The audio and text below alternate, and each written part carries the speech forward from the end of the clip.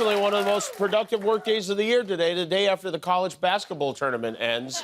The University of Connecticut Huskies are champions once again. UConn won their second consecutive national title. They cruised by Purdue, and this was interesting. After the loss, Frank Purdue Jr., whose father founded the school, said, while UConn may have bested us on the court, when it comes to plump and well-priced chicken, they will never win. So, and I think he's right, I have to say. The game was played in Phoenix for the Huskies. That was 2,500 miles away from home, but that didn't mean their fans didn't tear it up. You'll see there's some red Solo cups on the ground, some booze, and tons of party celebrations here. However, no light posts are down, no shattered windows or doors this year. We may not see extreme damage this morning. However, students did still get rowdy. A stop sign was pulled from the ground. Students climbed the light posts, and there were even some fireworks in celebration of the big win. And we got footage of none of that. I don't know. I have to say, you know what? If the fans can't at least flip over an SUV or set a couch on fire, I feel like they didn't want it enough. You're out of the tournament next year, guys. I'm sorry. But for now, the Huskies are champions. March Madness is done, and we can all go back to pretending we're experts on vaccines in the Middle East instead of college basketball again. The UConn man known as Donald Trump has a pretty busted bracket right now. And if you heard, his criminal case in New York is going to be headed for trial starting Monday. And he's not so fast because he's suing the judge.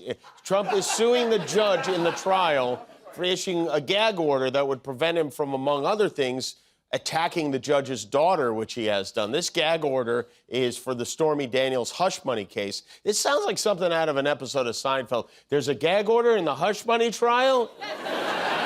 Can you gag a hush? Oh, you can gag a hush, for sure. By the way, you know how many lawsuits Trump has been involved in? According to USA Today, 4,095 before he was president. That's one lawsuit a day for 11 years. I say if you get sued more than 100 times in your life, we send you to Guantanamo Bay, and that's it. But Trump is, there has to be a maximum. He's doing everything he can to delay this hush money trial, which is what innocent people do, right? It's pure desperation. His team's down 15 points with 2 seconds left, and they're still fouling in the game. The jury selection is expected to start on Monday. The judge yesterday released the questionnaire that they're going to use to vet potential jurors. You know, they're not allowed to directly ask the jurors who they voted for, but they can get information in roundabout ways, and these are some of the ways they ask. Have you, a relative or a close friend, ever worked for any company or organization that is owned or run by Donald Trump or anyone in his family? Has former Trump ever buried you or anyone you love on one of his golf courses? Is your preferred morning beverage coffee, tea, Mountain Dew Code Red, or Sherwin-Williams low-gloss interior house paint? Have you ever had sex with Donald Trump? If yes, for how many seconds? How many babies do you believe Hillary Clinton eats in a day? And do you now or have you ever had any affiliation with QAnon, the Oath Keepers, the Proud Boys, the Pep Boys, Backstreet Boys, Boys to Men, the Baha Men, the Juggalos, Bronies, Trekkies, Furries, Oompa Loompas, or Kanye West? And if you can answer those, you may or may not. I wish I could get in on questioning these potential jurors. I feel like I'd be so good at it. And one final question, sir. Does your truck have nuts? And then we have the January 6th case in Washington, which hinges on a big hearing before the Supreme Court later this month. They will rule on Trump's silly claim that he can't be prosecuted because he had presidential immunity. The special counsel, Jack Smith, yesterday delivered his brief to the Supreme Court. And just to make sure they read it, he delivered it in a brand new RV and left the keys behind. But Trump appointed 3 of those judges to the Supreme Court, which led to overturning Roe versus Wade. But now he's saying he's not for a federal law against abortion. He thinks the decision should be left to the states. Trump believes that every woman should have the right to drive 600 miles for health care. And this is now upsetting a lot of his supporters, including Senator Lindsey Graham, who said Trump's making a mistake. And that is not the kind of thing Trump likes to hear from his pals. So he lashed out. He wrote, I blame myself for Lindsey Graham because the only reason he won in the great state of South Carolina is because I endorsed him. And then he got it from his former vice poodle, too. Mike Pence wrote, Trump's retreat on the right to life is a slap in the face to the millions of pro-life Americans who voted for him. Trump did not respond to that. I think he's scared of Mike Pence. He never responds to... I think Mike Pence must know too much is what's happening there. But with Lindsey Graham, this is a game they're playing, because 7 out of 10 of Americans believe women should have the right to choose, and Republicans are losing elections on this. So Trump is going to be the good guy or the bad guy, depending on which side you're on. And then Lindsey will be on the other side, fitting hissy, saying Trump is too lenient to calm the pro-choice Republicans down. It's like wrestling, but with guys who, if you saw them in their underpants, you would throw up. Meanwhile, the Arizona Supreme Court today ruled that the state has to follow a law from 1864 that makes getting an abortion a criminal offense with a sentence of 2 to 5 years in jail. Isn't that great? We're playing by the 1864 rules now. And these weaklings who worship Trump, everything he does is great. Even looking directly at an eclipse is great. Remember back in 2017 when people were criticizing President Trump for looking at the eclipse? All of the things Donald Trump did that he was told not to do, looking up during the eclipse, was the most on brand. That was hysterical. But I can only say real men can look directly into an eclipse, right? Just like when Hercules shot an arrow into the sun, defiant. Yeah, defiant. By the way, look at this line at the bottom of the screen. Donald Trump handled the eclipse with style. And Grace, don't forget Grace. He handled the eclipse with style. That big moron is lucky he isn't blind right now. How many of you went outside to see the eclipse yesterday? It was kind of, I don't know, it's fun to have everybody looking up at the same time. But the other effect it had is it activated the crazies. I'm telling you right now, something is not right about this eclipse. This is the path that it will take, and it will cross over with the eclipse that we had in 2017, making an X on the country. This upcoming eclipse will also be going through Rapture, Indiana. NASA is shooting up 3 rockets on the eclipse, and guess what they're calling it? Serpent's Deity. And all the masses will be out with their glasses to watch it. What do you think is really going on with this Hadron Collider tested at the same time as the solar eclipse? Something might come through the dimensional doors. A 10-year eclipse and a 10-year cicada hibernation has lined up perfectly on the hour. The fact that this hasn't ever happened before is suspicious. The fact that there is a giant city-state park right outside Sewanee National Forest, which is known for Bigfoot sightings, is suspicious. You ever seen a Bigfoot, Guillermo? No?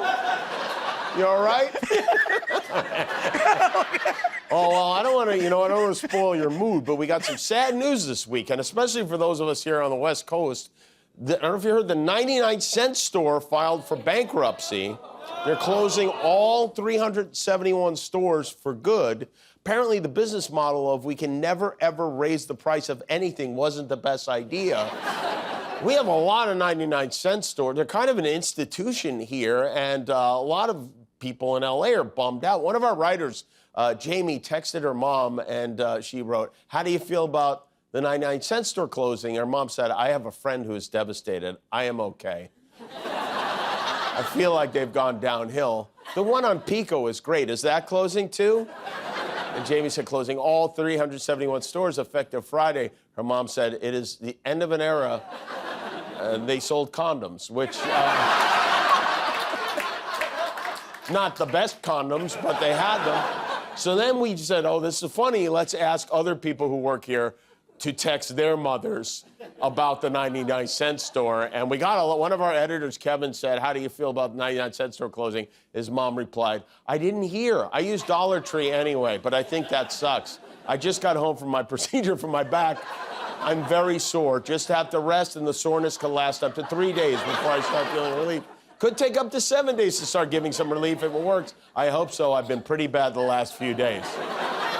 I think the message is 2 things. Number 1, Kevin needs to be more in touch with mom. And they probably sold some pretty good heating pads at the 99-cent store. This is a response to Jillian, who's one of our executive assistants. Her mom said, she said, how do you feel about the store? I need to stock up on sponges. My cousin Sal texted his mother, my Aunt Fran. He said, how do you feel about the store shutting down? She said, I'm brokenhearted. The only place I felt rich. And I didn't have to hesitate. I just filled my cart. This is from one of our writers, Danny, who asked his mom how she feels about this. His mom said, I might have to get some grief counseling. And then he was like, all right, what did you usually get there? She said, party decorations, gift bags, candles, dish soap, etc. Nothing high-end for sure. And then she wrote, I'm very suspicious if you ask me about this. Are you writing a bit for the show about boomer moms upset about the dollar store scandal? It's the 99-cent store, not a dollar. And yes, we are, Mrs. Ricker, and thank you for being a part of it. But again, I can't hesitate. I really, this is terrible news for any of us who love to walk around a store and know what every item costs without even having to look at it. And so in honor of your mom, my mom's favorite place, tonight we say goodbye to the 99 cents only store and all that it offered.